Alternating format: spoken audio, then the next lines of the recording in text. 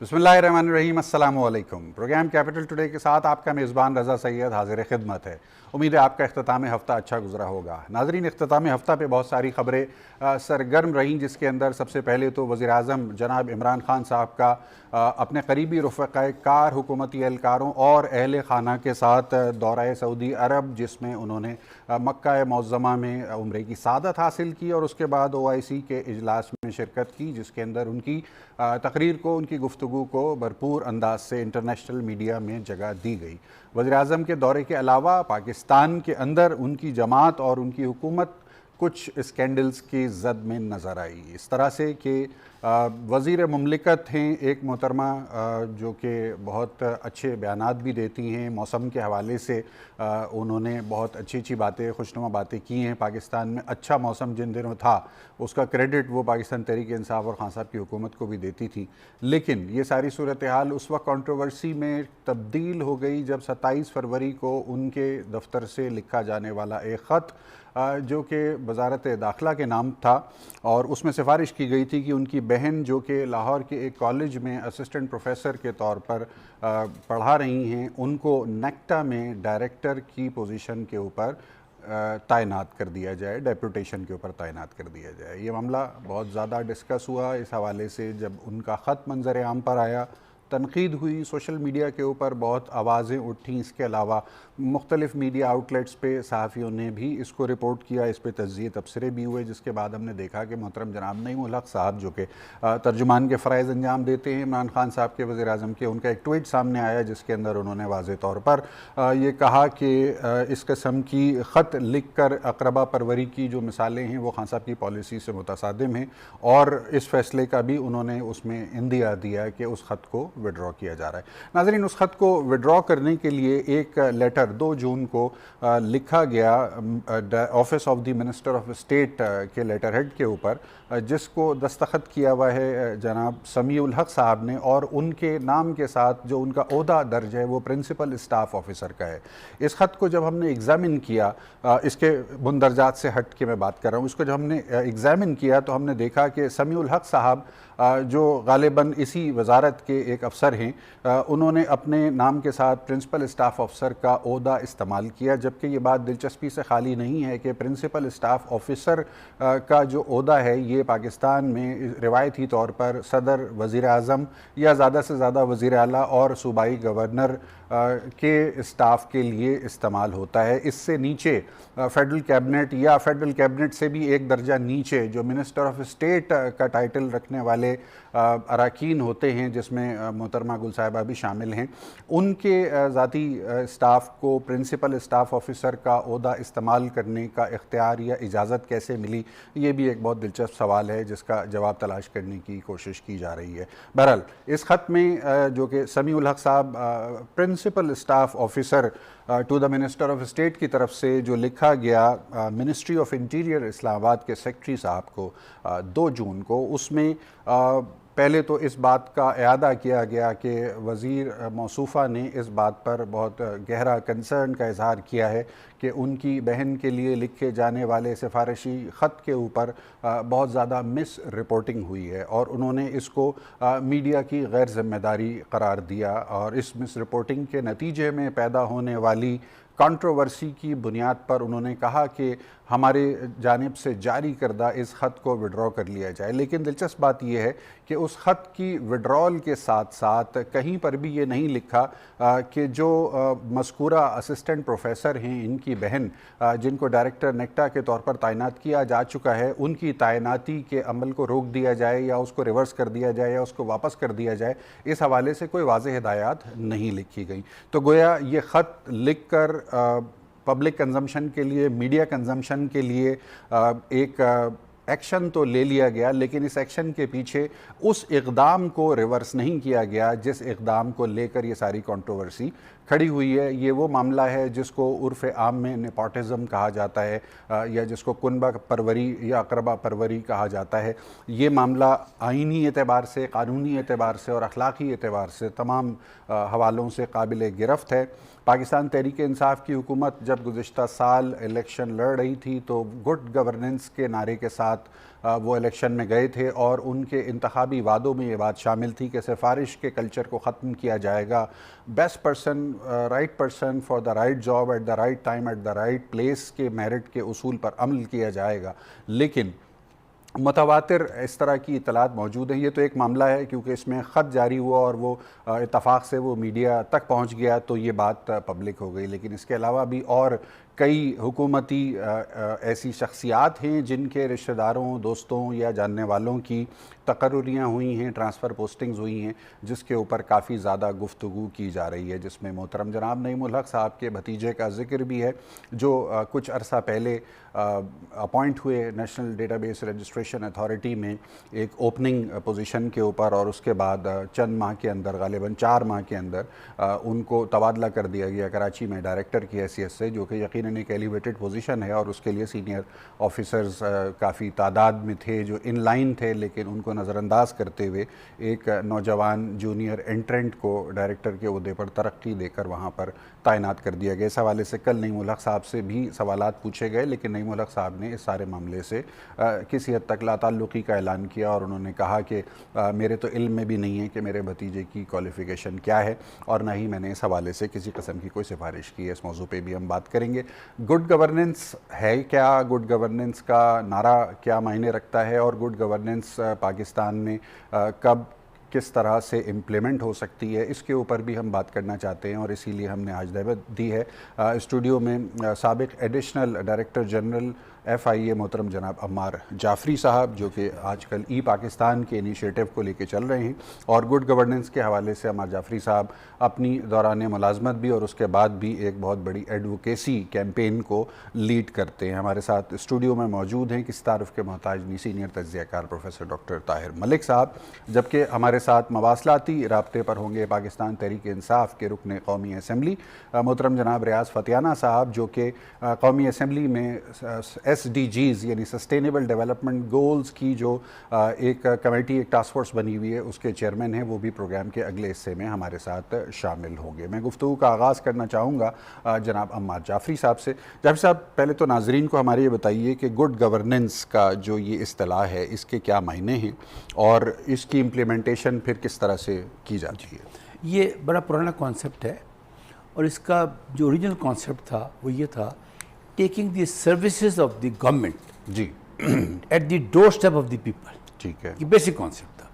अब ये गवर्नेंस का लफ्ज़ है इटसेल्फ, वो इसीलिए बना है कि जो हुकूमत को लोग मुंतखब करते हैं जी, तो किसी मकासद के लिए करते हैं। अब वो अपने जब मकासद पूरे करती है तो वो कुछ सर्विसेज जनरेट करती है। सही, ये बुनियादी काम है, उसकी जिम्मेदारी है। तालीम, सेहत, ज़राअत, जो कुछ भी इसमें आएगा उसको लोगों के लफ्ज़ है उसके अंदर, टेकिंग दी डोर स्टेप, यानी आप घर जाके दें चीज़। ठीक है, उसका आदमी ना चले उसके बाहर। ये तो इसका बेसिक कॉन्सेप्ट। ठीक है। अच्छा, इसके लिए दुनिया ने बहुत एक किस्म के आप समझ लें ज़ाब्ते कानून बना लिए। ये बैलेंस किस लिए है कि जी मीडिया है, असम्बली है, लॉज हैं, इसीलिए है कि एक हाईएस्ट बॉडी है, लॉ बनाती है कि जी कल से मुल्क में ये काम इस तरह होगा, फिर उसे कुछ इदारे रेगुलेट करते हैं, उसको देखते हैं, इन्फोर्स करते हैं उसके। और जो मीडिया है वो एज ए वॉच डॉग काम करता है कि देखिए कोई वो तो नहीं हो रही इसके ऊपर। ये तो इसका बेसिक कॉन्सेप्ट है। सही। अच्छा, अब जो इसके ऊपर जो गुड गवर्नेंस मुख्तलिफ फेज से गुजरी है हमारे मुल्क के अंदर, इसके अंदर एक ज़माने में AGD कायम हुई थी, आपको इल्म होगा। बिल्कुल ठीक। अच्छा, ये एक बड़ी पुरानी बात मैं आपसे कर रहा हूँ जी, लेकिन अनलकीली वो जितने भी इदारे आज तक कायम हुए, मैं किसी एक इदारे को क्रिटिसाइज नहीं करना चाहता यहाँ बैठ के, उन तमाम ने एक बुनियादी जो एक असूल था जी, उसकी नफ़ी की। वो ये था कि उन्होंने कोई भी चीज़ लोगों से पूछ के नहीं बनाई। ठीक है, बस एक काम करना शुरू किया, उसको बस शुरू कर दिया, अल्लाह का नाम लेके, टेंडर दे दिया, सब कुछ हो गया। जाफरी साहब, मैं आपकी तरफ वापस आता हूँ। हमारे साथ मवासाती राब्ते पर मौजूद हैं इस वक्त सीनियर सहाफ़ी जनाब जाहिद गशकोरी साहब। जाहिद साहब, अस्सलाम वालेकुम। जी वालेकुम। जाहिद गशकोरी साहब, गुफ्तगू हो रही है गुड गवर्नेंस के उन्वान से, और गुड गवर्नेंस के उन्वान से होने वाली गुफ्तगू में ज़िक्र हो रहा है गुज़िश्ता दिनों जो ख़बर बहुत ज़्यादा आम रही, कुछ वफाकी हुकूमत से वाबस्ता शख्सियात की तरफ से जारी होने वाले सिफारिशी खतूत और इस तरह की जो ज़बानी सिफारिशें हैं, उसके रद्द अमल में जो ट्रांसफ़र्स, पोस्टिंग्स या अपॉइंटमेंट्स का सिलसिला हुआ है, इस हवाले से क्या आपके पास मालूमात हैं? क्या आप हमारे नाजरीन से शेयर कर सकते हैं?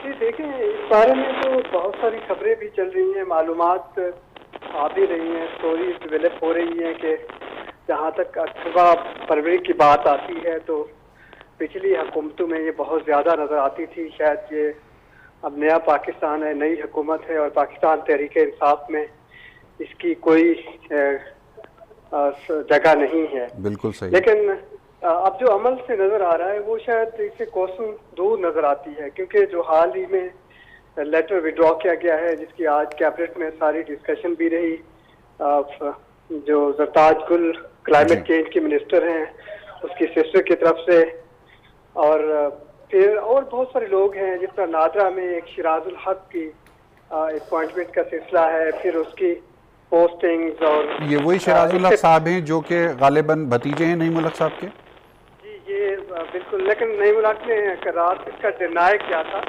असल में बात डिनाई की नहीं है, बात इस पे सवाल उठता है। और एक और कैबिनेट मेंबर थे, उसके भाई एक सीनियर पोजीशन पे पंजाब की जो एक पोस्ट है सुप्रीम कोर्ट की रिप्रेजेंटेशन के लिए, उसको जगह मिली थी। इसमें एक लंबी लिस्ट है, अगर आप उसको गिनना शुरू करें, अगरचे वो डिनाई करें या अपना रोल जो उनका है उसको ना माने, लेकिन सवाल और उंगली उठती है इससे, क्योंकि वो इस वक्त हुकूमत का हिस्सा हैं, ऑफिस होल्ड करते हैं, और उनके किसी अजीज को अगर किसी जगह कोई नौकरी मिलती है और बहुत सारे लोग उस मुकाबले में सामने आते हैं, फिर सवालात उठाते हैं, तो इससे हुकूमत को एक्सप्लेन करना चाहिए अपनी पोजीशन। अच्छा जाहिद गशकोरी साहब, क्या इस बारे में आपके पास कुछ मालूमात है कि आज आप, जैसा कि आपने कहा कि वफाकी काबीना के इजलास में भी मोहतरमा जरताज गुल साहिबा के हवाले से गुफ्तगू रही, तो अब सवाल ये है कि वो खातून जिनको कॉलेज से उठाकर नेक्टा में डायरेक्टर लगाया गया था, उनकी जो डेपुटेशन है उसका स्टेटस क्या है? वो अभी भी बरकरार है या उस डेपुटेशन को विड्रॉ कर लिया गया है? देखिए, जो उससे मैंने तहकीक की है, ये बहुत इस पे अहम बात है। नेक्टा पाकिस्तान की इम्पोर्टेंट काउंटर टेररिज्म की एक बॉडी है, उसमें इस तरह के और दर्जनों लोग बैठे हुए हैं जिनका कोई तजर्बा नहीं है काउंटर टेररिज्म के हवाले से, और ये एक वही मिसाल है कि एक खातून अगर ग्रेड 18 में वो थी, डिपुटेशन पे 19 पे आ जाती है, शायद इतना उसका इम्पैक्ट ना हो। इम्पैक्ट बात इसकी है कि उसका आपको ट्रैक रिकॉर्ड देना है, कैरियर देखना है, और फिर आप एक झटके से अपनी वो चीज़ें वजारत दाखिला से या दूसरे ज़राए से कर लेते हैं क्योंकि आपके पास पावर है जी। तो इससे एक अथॉरिटी, एक ऐसा इम्पोर्टेंट इदारा, क्योंकि ये हमेशा इस गवर्नमेंट का क्लेम रहा है कि जब इदारे आज़ाद ना हों, इदारों को नेपोटिज्म के ज़रिए तबाह कर दिया जाए तो फिर मुल्क तरक्की नहीं करता। तो मेरी नज़र में इंस्टीट्यूशन वही पुराने पाकिस्तान की तरह ही चल रहे हैं जिस तरह अब हुकूमत चलाने की कोशिश कर रही है। वो सारे टॉल क्लेम्स हैं जिन पे शायद उनसे अमल दरामद नहीं हो रहा। ये बात सही है कि अगरचे इमरान खान शायद ना चाहते हों ये बात, वो उस टीम के सरबराह भी हैं, लेकिन उसके अंदर जो कैबिनेट है वो बाय एंड लार्ज वही कैबिनेट है जो अपने क्रोनीज को फैसिलिटेट करती हुई नजर आती है। सही, बहुत बहुत शुक्रिया जाहिद गशकोरी साहब, आपने अपना कीमती वक्त हमें दिया। प्रोफेसर ताहिर मलिक साहब, डेपुटेशन एक बड़ा खूबसूरत और ट्रिकी किस्म का बंदोबस्त है। बंदोबस्त का अगर आप इजाज़त दें तो ये लफ्ज़ में इस्तेमाल कर लूँ तो सर, आप तो कमिश्नर इस्लामाबाद तो आ सकते हैं डेपुटेशन पे, फिर क्यों अब तक ऐसा नहीं हो सका कि आप कमिश्नर इस्लामाबाद नहीं लगे? ग्रेड के एतबार से तो आप, मेरा ख्याल है, देखिए हमारा चॉइस है कि हम पढ़ाना चाहते हैं, लेकिन ये देखिए इस पे सुप्रीम कोर्ट की जजमेंट भी है कि जब रहमान मलिक वज़ीर दाखिला थे जी, तो उस वक्त FIA में जो डेपुटेशन पे लोग गए वो मिनिस्टर्स के, ताकतवर अरबाब इख्तियार के, पार्लियामेंटेरियंस के बेटे, दामाद और भतीजे थे, और पूरी एक स्टोरी उस पर छाया हुई थी। तो ये शो करते ही कि असल क्वेश्चन ये नहीं कि जरताज गुल का ये खाता है, इसमें दो पहलू हैं। एक तो ये कि एक सेक्रेटरी इंटीरियर जो IGP रहे हैं और जो ब्यूरोक्रेसी की टॉप पोजीशन जी, जिस ब्यूरोक्रेसी के लिए कायद-ए-आज़म ने एज गवर्नर जनरल कहा था कि आपकी कोई पॉलिटिकल पार्टी नहीं होनी चाहिए, मेरिट आपको अप होल्ड कर रहे हैं, आपकी पसंद नापसंद नहीं होनी चाहिए, वो फैसिलिटेट कर रहे हैं सारे प्रोसेस को, कहीं हमें ये रुकावट नहीं नज़र आती कि ये आपका काम नहीं। दूसरा इसमें पहलू ये है कि आम आदमी जो इस मुल्क का असल पाकिस्तानी है, जो सरकारी स्कूल में जिसका बच्चा पढ़ता है, जिसका बाप सरकारी अस्पताल में इलाज करता है, उसके लिए आगे बढ़ने के मौके नहीं। उसकी अमेरिका में तो नौकरी हो सकती है मेरिट पे, स्काइप पे, रंग, नस्ल, मज़हब, फ़िरके को बगैर देखे, लेकिन पाकिस्तान में उसकी नौकरी नहीं हो सकती। लिहाजा हमारा ये जो टैलेंट है, ये जो नौजवान है, ये बाहर जा रहा है, तो इस पे हमें सोचना होगा कि ये आम आदमी के लिए हमने एंट्री बैरियर्स रखे हुए। अब तो जो NGOs हैं, जो यूनिवर्सिटियों के वाइस चांसलर है, उस पर भी कोई गरीब का बच्चा नहीं आ सकता। और जो कौमी असम्बली में सीटों की तकसीम होती है, सेनेट में या ख़वातीन में, वो भी बेटी, बहू, गर्लफ्रेंड, भाभी, उस बुनियाद पे हम ख़वातीन की सीटें देते हैं जो ब्यूरोक्रेसी की पोजीशन होती है। अब देखें कि एक है कि सिविल सर्विस में मिलिट्री से लोग इंडक्ट होके आते हैं जी, उसमें भी बड़े लोग अपने बच्चों को कैप्टन मेजर की सतह पे वहाँ ले आते, फिर पोस्टिंग होती हैं। ट्रेडिशनल हमारा क्या कल्चर है कि एक भाई पॉलिटिक्स में वो अपने दूसरे भाई की नौकरी को सपोर्ट कर रहा है, फैसिलिटेट कर रहा सही। है, उसके मैट्रिमोनियल अलायंसेस भी हैं, उनकी रिश्तेदारियाँ और सारा। तो ये एक एलीट क्लब बना हुआ है जिसके अंदर लोकल लेवल पे इक़्तिदार तब्दील भी हो जाए तो ज़ाती असर व रसूख से आप अपने ज़िले में कह सकते हैं कि I am calling the shots, मैं ही आपका खुदा हूँ। और दौर कोई भी हो उसके अंदर ब्यूरोक्रेसी के अंदर भी मेरी पेनिट्रेशन है। और मैं अभी यहाँ आपके प्रोग्राम में इंकशाफ करूँगा कि खानेवाल मियाँ चनू में वज़ीर आला उस्मान बुज़दार के ससुर है जो सारी ट्रांसफ़र पोस्टिंग कर रहे हैं, वो अनइलेक्टेड शख्स है। और शाह महमूद कुरैशी जो वज़ीर दाखिला हैं, इनके भांजे PTI के MNA पीर ज़हूर कुरैशी वो कंप्लेन कर चुके हैं पार्टी फोरम्स के अंदर कि पटवारी से लेके ASI सब पोस्टिंग में उनका अमल दखल है। तो हम अभी तक इक़्तिदार से ख़ानदान को, क्लास को, इन चीज़ों को अलहदा नहीं कर सकते। और यही हमारा अलमी है। यहाँ पे निज़ाम सदारती भी आ जाए तो जनरल मुशर्रफ साहब को क्लास फेलो अपने तारिक अजीज़ याद आते हैं और तारिक अजीज़ को अपने दोस्त चौधरी शुजात नज़र आते हैं। सही। तो ये जो निज़ाम है इसके अंदर आम आदमी के आगे हमने एक ऐसे बैरियर्स लगाए हुए हैं कि तुम आम पाकिस्तानी हो, तुम कभी VIP नहीं बन सकते। तो क्या वजह है कि यही पाकिस्तान के बेटे और बेटियाँ जब UK जाते हैं तो सईदा वारसी जिसका बाप एक फैक्ट्री में मजदूर था, सादिक खान जिसका बाप एक बस ड्राइवर था, वो ताकतवर तरीन लोग बरतानिया के लग जाते प्रोफेसर साहब, लेकिन वो पाकिस्तान में अपने महल्ले में काउंसलर भी नहीं बन सकते। सही कहा आपने। हमारे साथ सीनियर तज्ज़ियाकार मौजूद हैं मोहतरम जनाब अजीम चौधरी साहब। सर बहुत बहुत शुक्रिया, आपने अपना कीमती वक्त निकाला हमारे लिए। आपकी तरफ मैं बड़ा अहम सवाल लेकर आ रहा हूँ। गुफ्तगू का मौजू गुड गवर्नेंस और फिर इस वक्त हो क्या रहा है उसके ऊपर बात हो रही है। एक मुख्तसर वक्फे के बाद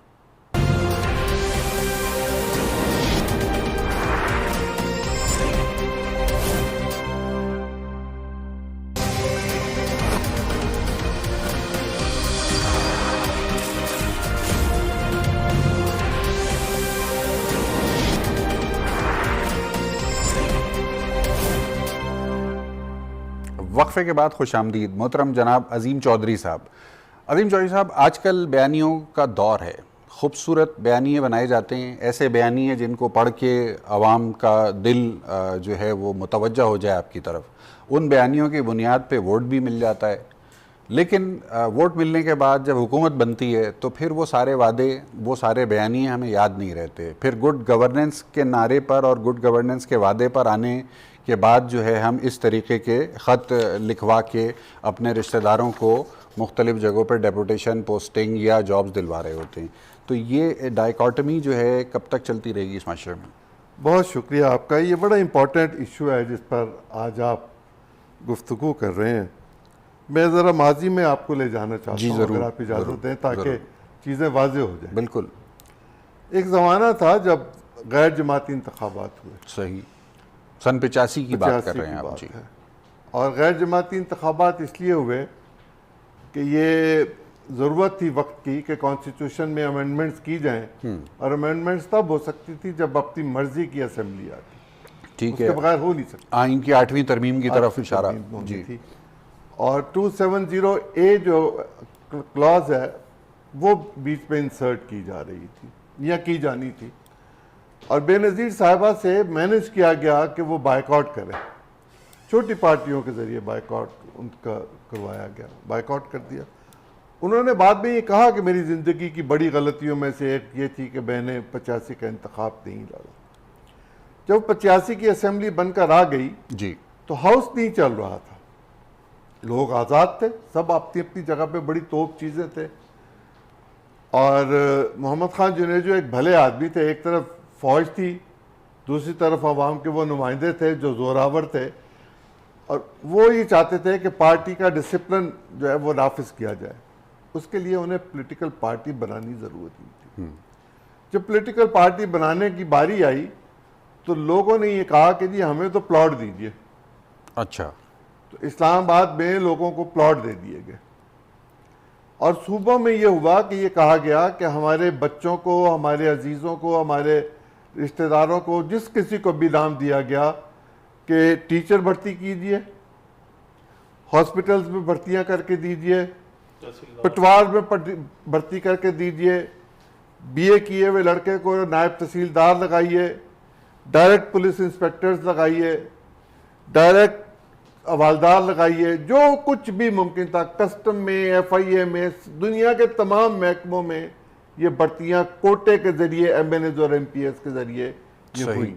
ये आज भी इनमें से लोग मौजूद हैं जो बड़े ओहदों पे पहुंचे हुए हैं।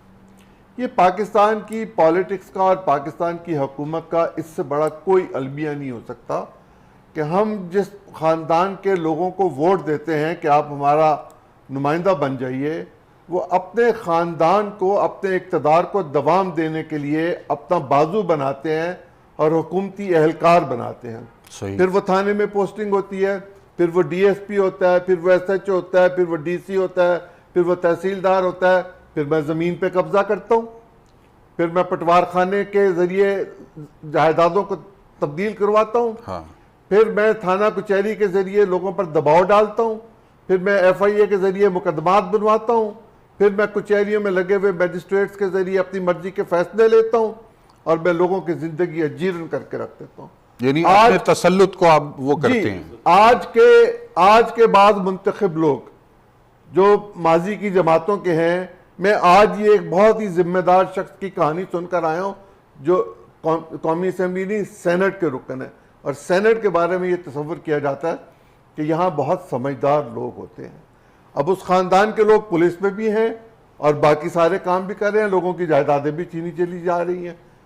जाने कहाँ जाके ये मामला ख़त्म होगा। ये बात जो अब सामने आ गई, ये क्यों आ गई, इस पर भी गौर कर लें। ये इसलिए आ गई कि ये जमात जो इस वक्त बरसर इक़्तिदार है, इसका कहना यह था कि हम जमूत को तोड़ेंगे जी, हम अकरबा परवरी को परवरिश नहीं देंगे, हम रिश्वत सतानी को ख़त्म करेंगे, हम करप्शन का खात्मा करेंगे। देखिए, एक इंटेलेक्चुअल करप्शन है और एक पैसे की करप्शन। सही। पैसे की करप्शन शायद बहुत नुकसानदेह होगी, लेकिन इंटेलेक्चुअल करप्शन उससे भी ज़्यादा नुकसानदेह है। इंटेलेक्चुअल करप्शन के नतीजे में तो कौमें तबाह होती हैं। कौमों के जवाल में जो चीज़ सबसे ज़्यादा कारगर साबित होती है वो उसके इंटेलिजेंसिया की करप्शन होती है। अगर एक उस्ताद इंटेलेक्चुअली करप्ट हो जाए जी और वो इक़्तिदार हासिल करना चाहे इस तरीके से जिस तरीके से मोहतरमा ने करने की कोशिश की, तो आप मुझे बताइए कि ये किसको दवाम देने की कोशिश थी? ये उन्हीं रवायात को दवाम देने की कोशिश थी। अच्छा भला हुआ सोशल मीडिया का जिसने ये बात बाहर की। यकीनन ये कागज जो बाहर आया, आपके पास भी है, मेरे पास भी है, हर घर में अब ये मौजूद है, लोगों के फोन्स में मौजूद है, सब जगहों पे मौजूद है। ये किसी सरकारी अफसर ने दिया होगा। सही। या तो वो सरकारी अफसर तंग होगा जी, या वो सरकारी अफसर ये चाहता होगा कि इस्लाह कर ली जाए। सही है। और अच्छा किया, या हो सकता है कि सियासी तौर पर वो उसके मुखालिफाना ख्यालात हो सकती है, कोई भी वजह हो सकती है। नाज़रीन, हमारे साथ मवासलाती राब्ते पर इस वक्त पाकिस्तान तहरीक इंसाफ की नुमाइंदगी करते हुए रुकन कौमी असम्बली मोहतरम जनाब रियाज फतियाना साहब मौजूद हैं। रियाज फतियाना साहब, अस्सलाम वालेकुम। जी फतियाना साहब, आवाज़ आप सुन सकते हैं हमारी? जी आ रही है। अच्छा फतियाना साहब, गुफ्तगू हो रही है गुड गवर्नेंस के उन्वान पर, और जो मामलात जिनके ऊपर बात हुई उसके अंदर ये जरताज गुल वज़ीर साहिबा की जानिब से जो ख़त जारी हुआ और फिर उनकी बहन को डेपुटेशन के ऊपर नेक्टा में भेज दिया गया, ये भी ज़ेर गुफ्तगू है। इस पर ताज़ा तरीन क्या सूरत हाल है? ख़ातून जिनको नेक्टा में भेजा गया था वो नेक्टा में बदस्तूर मौजूद हैं या वापस उनको कॉलेज भेज दिया गया है? देखिए, गुजारिश है कि वो खातून ग्रेड 9 की मुलाजिम है, PhD की फेलो हैं, एमफिल उन्होंने किया हुआ है, एमफिल में उनकी 3rd पोजीशन थी यूनिवर्सिटी में, और वो बहुत कॉम्पिटेंट खातून है। तो उसमें अगर किसी वजीर या किसी सियासतदान या गवर्नमेंट में किसी ऑफिशियल की कोई अजीज या वीज़ा किसी जॉब के लिए कोई मेरिट पर मुंतखब हो जाता है, तो ये नहीं कहा जा सकता है कि ये इसके रिश्तेदार की वजह से हुआ है। मेरा ख्याल ये कि हर एक को हक हासिल है कि अपनी कैपेसिटी, अपनी क्वालिटी, अपनी एजुकेशन के लिहाज से कहीं अप्लाई करे, उसको नौकरी करते। जहाँ तक लेटर का ताल्लुक है तो उस पर मुश्ती साहबा ने खत लिखा था जी, और वो जनाब प्राइम मिनिस्टर के कहने पर विड्रॉ हो गए। अब उस खत की तो कोई वैसे भी पहले भी कोई पोजीशन नहीं थी। खत लिखने से ये थोड़ी मतलब होता है कि इसको नौकरी दे दी जाए। अच्छा। तो एक रिकमेंडेशन लेटर होता है, ये बरतानिया में भी है, अमेरिका में भी है। जहाँ जहाँ पार्लियामेंट्स हैं वहाँ के मेंबरान पार्लियामेंट, इवन मिनिस्टर एक लेटर लिखते रहते हैं। उसमें यही एंड पे लिखा होता है कि इसको कंसीडर करें और according rule, regulation, policy, merit, और इस पर वो हर महकमा कंसीडर करता है, क्योंकि कोई वो उनका अपना महकमा भी नहीं है। वो उनका महकमे में करते नहीं, क्लाइमेट चेंज का महकमा, इसमें तो खत नहीं लिखा। नेक्टा का मैं खुद मेंबर हूँ बोर्ड ऑफ गवर्नर्स का, और प्राइम मिनिस्टर को चेयर करते हैं। अभी तक इसकी एक मीटिंग हुई थी बहुत पहले, और ये एक अहम इदारा है। इसका बुनियादी मकसद वो कोई नेक्टा जो है ना, बराह रास्त जंग व जगल नहीं करता दहशतगर्दों के साथ, उसकी रिसर्च सपोर्ट फराहम करता है और कोऑर्डिनेशन करता है तमाम टेररिज्म एजेंसी और जो लॉ इन्फोर्समेंट एजेंसीज हैं, इसमें पुलिस, FIA और आपकी तीनों चारों जो बड़ी एजेंसीज हैं, हमारी ISI, अपना IB, सूबों की सतह पे भी देखा जाए तो वो रिसर्च बेस्ड एक ऑर्गेनाइजेशन है जो कोऑर्डिनेशन करती है। और ये बनाई गई थी नेक्टा जब शावर बच्चों पे हमला हुआ है उसके बाद। तो नेक्टा में यकीनन एक सरकारी इदारा है, तो रिक्रूटमेंट रूल्स तो बने होंगे सर उसके, या नहीं बने अभी तक? बिल्कुल उसके रूल्स बिल्कुल मौजूद हैं, रूल्स ऑफ बिजनेस मौजूद हैं। उसके तहत तो लोग उसमें अप्लाई करते हैं डेपुटेशन पे, उस पर बाकायदा उनका टेस्ट हुआ, उन पर बाकायदा इंटरव्यू हुआ, एग्जामिन किया गया, उसमें कुछ लोगों को ड्रॉप किया गया, इनको मेरिट की बुनियाद पर सिलेक्ट किया गया। और फिर ये है कि ये बेसिकली कॉम्पिटेंट खातून है, और चूंकि खुद भी प्रोफेसर हैं, एसोसिएट प्रोफेसर हैं, और 19 ग्रेड की मुलाजिमा है, असिस्टेंट प्रोफेसर है। अच्छा फतेहाना साहब, आपने बड़ी तफसील से उनके बारे में बताया, यकीनन उनकी ये क्रेडेंशियल्स रहे होंगे।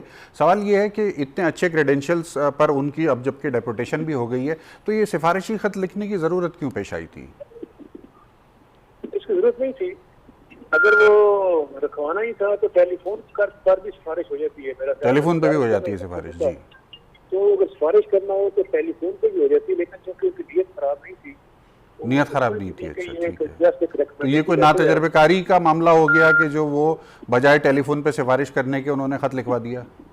अब ये कह सकते हैं कि उनको पूरा तजर्बा नहीं था, उन्होंने खत लिख दिया। खत ना लिखती अगर करवाना ही होता वो खुद भी चली जाती या उसको बुला लेती या फिर भी रखा जाता। वैसे ये तो उनको क्रेडिट जाना चाहिए कि उन्होंने अपनी सादगी में एक लेटर लिखा, और इसमें ये नहीं कहा कि इसको अपॉइंट करें, यही कहा कि इसको कंसिडर करें। कंसिडर करने पे तो किसी को भी आप खत लिख सकते हैं। अगले कॉम्पिटेंट अथॉरिटी जो है रूल्स ऑफ बिजनेस मुताबिक वो पावर है कि उसको रखे या ना रखे। वो डायरेक्शन नहीं होती ना कि डायरेक्शन दे सकता है, उसका अपना महकमा, उसको सिर्फ डायरेक्शन प्राइम मिनिस्टर दे सकते हैं, जो कि वो चेयर करते हैं नेक्टा पे। इसके अलावा और कोई भी वजीर अफसर इसका सरबराह नहीं है। तो फतेहाना साहब, ये सिफारिशी खत की सहूलत 21 करोड़ पाकिस्तानियों के लिए यकसा दस्तयाब है, या इसके लिए रिश्तेदार या जानने वाला होने का ही सिर्फ एक मामला एप्लीकेबल होगा? मैंने कई दफा लोगों के खत लिखे हैं, यही कहा है कि लोग आते हैं गरीब, यतीम, मस्कीन, बेवा आते हैं, इनको मैं रिकमेंडेशन लेटर भेजता हूँ, कहते हैं उनको कंसिडर करें, ऑन मेरिट होता है। इसमें ऐसी हद तक बात नहीं होती, क्योंकि पाकिस्तान में आपको पता है इदारे इतने मजबूत नहीं है, उनको बताना पड़ता है कि इसको कंसिडर करें, वरना लोग धक्के खाते रहते हैं। खत से ये हो जाता है कि उसको थोड़ा सा वेटेज हो जाता है, अक्सर उसकी बात सुनता है, वरना तो आपको पता ही है कि पाकिस्तान का कल्चर रहा है यहाँ पे एडमिनिस्ट्रेशन का, आहिस्ता आहिस्ता उसको इम्प्रूव कर रहे हैं। गवर्नेंस के बगैर तो आगे बात बढ़ सकती नहीं है। सही। लेकिन ये है कि इसमें आप तसल्ली रखें, वज़ीर आज़म की मौजूदगी में किसी को जरूरत नहीं है कि अपने किसी रिश्तेदार या अपने किसी फैमिली के मेंबर को out of way, out of turn या आउट ऑफ मेरिट तकरीर करवा ली। सवाल ही पैदा होता है, अगर वो करेगा तो वो उसको पूछना पड़ता है। नईम मुल्क साहब के भतीजे के हवाले से भी जो खबरें चल रही हैं, फिर मेरा ख्याल है उसमें भी कुछ सच्चाई नहीं है, इसका मतलब है? जी वही है कि नईम मुल्क साहब को तो पता ही नहीं था कि उनके भतीजे ने भी अप्लाई किया है। अच्छा। और उन्होंने वाज़ेह तौर पर तब्दील भी की है कि उन्होंने सिफारिश की है, ना खत लिखा है, ना फोन किया है, ना किसी को कहा है, और वो रूटीन में उसकी तैयारी हुई है और कराची उसकी ट्रांसफर हुई है। और उन्होंने बड़ा वाज़ेह तौर पर तब्दील की है कि उन्होंने सिफारिश नहीं किया, ना ही किसी अफसर ने कहा है कि हमें जब हम दबाव में थे सही। कि तहकीकात की जा सकती है। लेकिन ये कि अगर तो ये भी हो सकता है कि अफसरान बाला ने आज खुद ये इनिशिएटिव लिया हो कि जी इतनी बड़ी सियासी शख्सियत का भतीजा है तो इसको ज़रा खुश कर दो ताकि हमारी साहब के साथ कुछ अच्छी दुआ सलाम हो जाए। जी, इसकी पॉसिबिलिटी हो सकती है। मैं नहीं कहता कि रूल आउट नहीं किया जा सकता, लेकिन उसकी जिम्मेदारी नहीं, वो रख कर शायद नहीं होती ना, वो फिर उसकी अफसर ने भर्ती किया है, उसने अगर मेरिट से हट कर किया है तो इसका कोड जो है जो रिक्रूटमेंट के सारा एक हर चीज का रूल्स ऑफ बिजनेस है, इसका कोड उसको कहते हैं जी, एस्टेब्लिशमेंट कोड ऐसे कह सकते हैं। जब लिखी हुई तहरीर है जो कि बकायदा उसके मुताबिक अदालतों में भी फैसले होते हैं जी, और कॉम्पिटेंट अथॉरिटी या का अफसर रिस्पॉन्सिबल है, जिम्मेदार है अपने कंडक्ट का।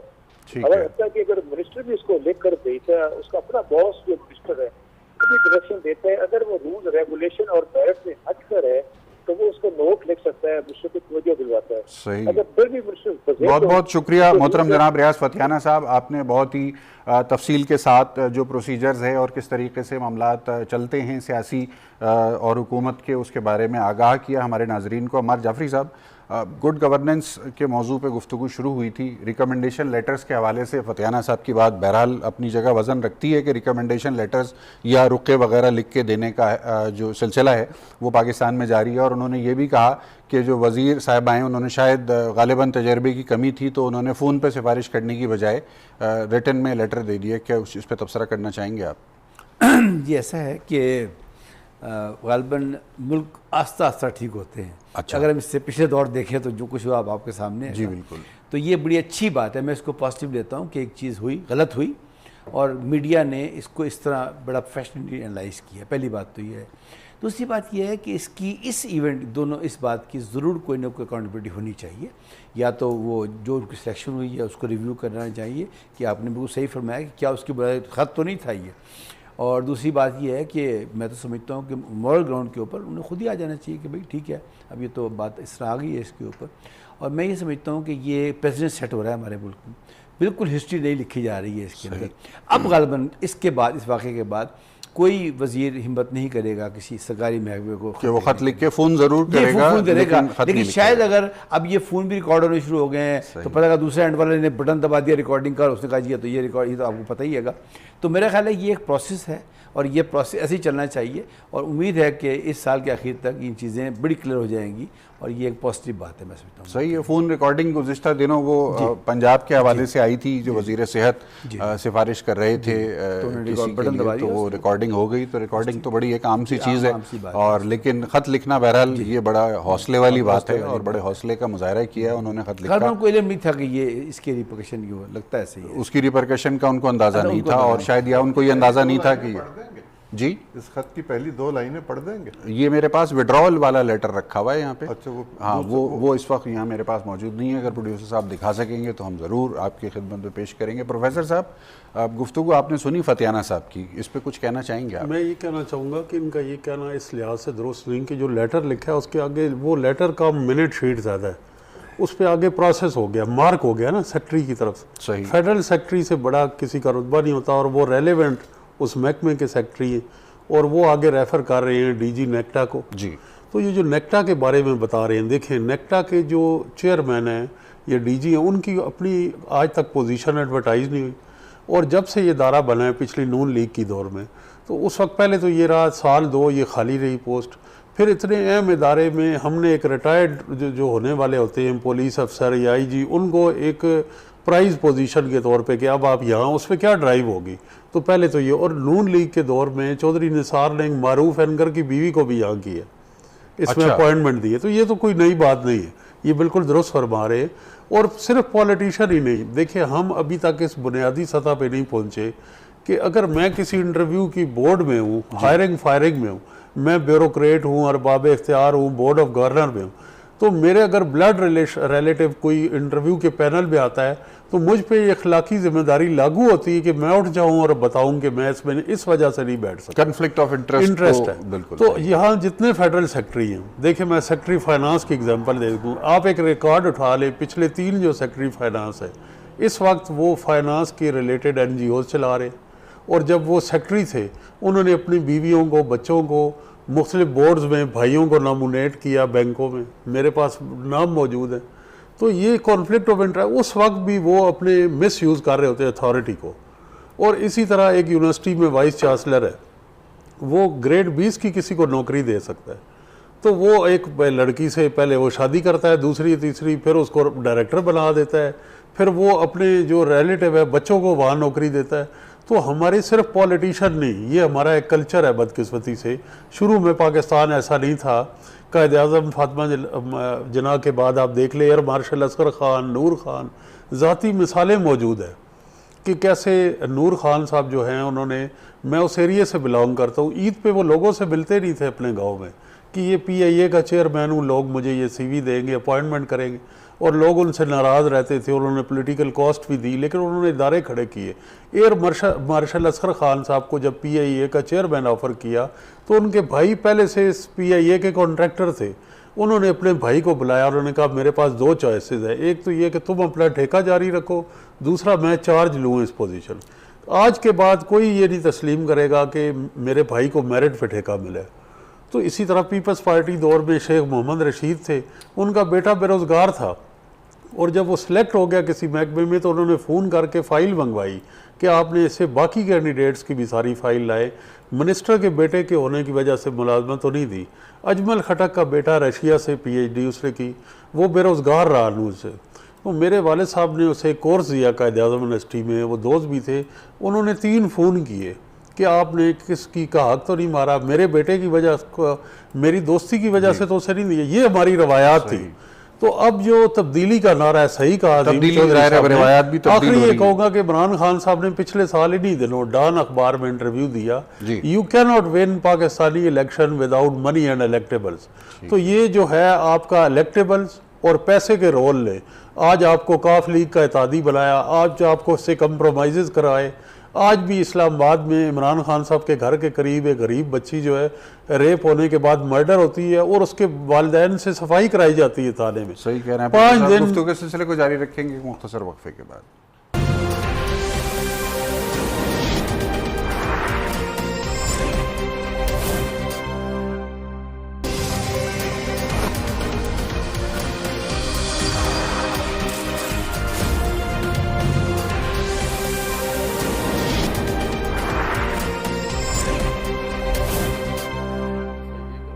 वक्फे के बाद एक मरतबा फिर खुश आमदीद। मोहतरम जनाब अजीम चौधरी साहब, आपने फतेहाना साहब की वजाहत सुनी, दोनों मोहतरम मेहमानों की भी बात आप सुन रहे हैं। मैं चाहूँगा कि इसको आप ज़रा थोड़ा अपने तजर्बे की रोशनी में कंक्लूड करें कि ये मामला है क्या। मेरे बहुत अच्छे पुराने जवानी के ज़माने के दोस्त हैं, हम ज़माना तालिब इल्मी में इकट्ठे होते थे फतेहाना साहब और मैं। उन्हें यही सब कुछ कहना था, उन्हें यही सब कुछ कहना चाहिए था। वो पॉलिटिक्स में हैं और ख़ुद वज़ीर रहे हैं जी, बहुत सीनियर पार्लियामेंटेरियन, उनकी अहलिया MPA रही हैं, अब शायद उनका साहबजादा भी मौजूद है असेंबली में। वो इसके अलावा कुछ और कह नहीं सकते थे, हुक्मरान जमात से। लेकिन मैं ये गुजारिश करना चाहता हूँ कि जब आप जमूत को तोड़ने की कोशिश करते हैं तो आपको एक रेजिस्टेंस आती है, और वो जो रेजिस्टेंस होती है वो उस कुव्वत से ज़्यादा होती है जिससे आप तोड़ने की कोशिश कर रहे होते हैं। अल्टीमेटली उसको पसपा होना पड़ता है उस ज़्यादा कुव्वत को, और फिर आप उसको तोड़ने के लिए सही जो है वो मामलात को संभाल लेते हैं। अभी जो मेरे मोहतरम कह रहे थे कि पाकिस्तान की पॉलिटिक्स में तब्दीली आ रही है, एक तब्दीली तो ये आ गई कि फॉर्मर प्राइम मिनिस्टर जेल में है, ये इस मुल्क में नहीं हुआ। भट्टो साहब जेल में गए थे और सूरत हाल थी वो जी। फॉर्मर प्रेसिडेंट जो है, 3 फॉर्मर प्राइम मिनिस्टर अदालतों के धक्के खा रहे हैं, चीफ मिनिस्टर्स धक्के खा रहे हैं, फॉर्मर प्रेसिडेंट धक्के खा रहा है, फॉर्मर स्पीकर धक्के खा रहा है, जाने फॉर्मर चेयरमैन सेनेट के बारे में भी इस तरह की चीज़ें मौजूद हैं। ये एक बहुत बड़ी तब्दीली है।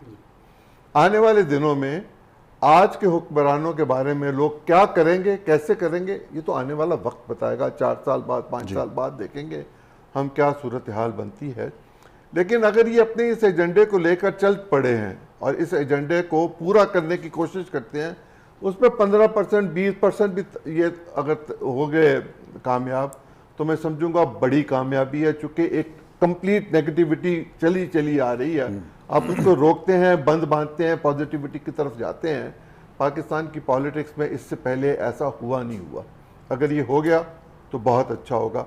लेकिन इसके साथ साथ ये देखना पड़ेगा कि वो लोग जो मुख्तलिफ मनी चेंजर्स के पास इस वक्त जा रहे हैं और उनसे जाके उनका हिसाब किताब देखते हैं, तमाम मामला बिल्कुल ठीक हों और फिर भी 1-2 लाख रुपए उनसे लेके चले जाते हैं, वो 1-2 लाख रुपए जो हैं वो अपनी जेब से तो नहीं देगा, वो भी तो किसी के ऊपर बोझ डालेगा ना। सही है। तो हुकूमत की मशीनरी के नीचे जो सरकारी अफसरान काम कर रहे हैं और वो अफसरान जिनके पास ये इख्तियार है कि वो लोगों से जवाब तलब कर सकते हैं, जवाब तलब करने का एक तरीक़ाकार बनाना चाहिए। सही। और अगर वो तरीक़ाकार बन जाएगा तो फिर तो बेहतरी आ जाएगी, और अगर तरीक़ाकार नहीं बनेगा तो करप्शन जिसको रोकने की बात की जा रही है वो शायद पॉलिटिकल करप्शन तो रुक जाए, लेकिन सरकारी मुलाजमीन की सतह पर करप्शन का रुकना नामुमकिन नजर आता है अगर मामला इसी तरह चलते रहे। सही। इस हुकूमत चौधरी साहब, मैं आपके पास दोबारा आता हूँ। अमर जाफरी साहब, हमारी बात हो रही थी सिटीजन पोर्टल के ऊपर और गुफ्तगू वहीं से जोड़ रही है आके जिसकी तरफ भी निशानदेही कर रहे हैं चौधरी साहब के जो गवर्नेंस के मामला हैं। सिटीजन पोर्टल का जो इनिशिएटिव है, ऑनलाइन है, ई गवर्नमेंट से जुड़ा हुआ एक इनिशिएटिव है, वज़ीर आज़म के इस इनिशिएटिव को आप किस नज़र से देख रहे हैं? देखिए, पहली बात तो बड़ी पॉजिटिव बात है, ये पहली सबसे बड़ी बात ये। दूसरे, इसने अर्न की एक अच्छी रेपुटेशन दुबई के अंदर, जो कुछ भी ग्लोबल लेवल पे हुआ है। रैंकिंग बड़ी अच्छी है इसकी गूगल के ऊपर, 4.5 आ रही है out of 5, 7th out of 5, और ये अकाउंटेबल है, इस पर आप there are no two opinions about it. उसकी डाउनलोड हुई हैं प्ले स्टोर से, वो बहुत ज़्यादा स्टेटस आ रही हैं, ये सब अच्छी बातें हैं। लेकिन जो कंप्लेंट्स हैं पब्लिक की, जो मैं देख रहा हूँ वो क्या है, उस पर बात करते हैं। जी। लोग ये कहते हैं कि जो फिगर्स हैं ये कोई एक्यूरेट नहीं है। अच्छा। रीज़न ये है कि कई मैंने ट्विटर्स के ऊपर चीज़ें देखी हैं कि जी मैंने 4 दफ़ा एक ही कंप्लेंट की है और 4 दफ़ा रिजल्ट शो हो रही है। अब असल आदमी ने मेरे से बात ही नहीं की है। अभी रिसेंटली प्राइम मिनिस्टर हाउस से भी जो FIA को लेटर गया वो भी यही है, क्योंकि आमतौर पर कंप्लेंट्स होती है रेवेन्यू के ख़िलाफ़ हैं, पुलिस के ख़िलाफ़ है, FIA, ये नॉर्मल सी बात है जी। ये तो हो गया मसला।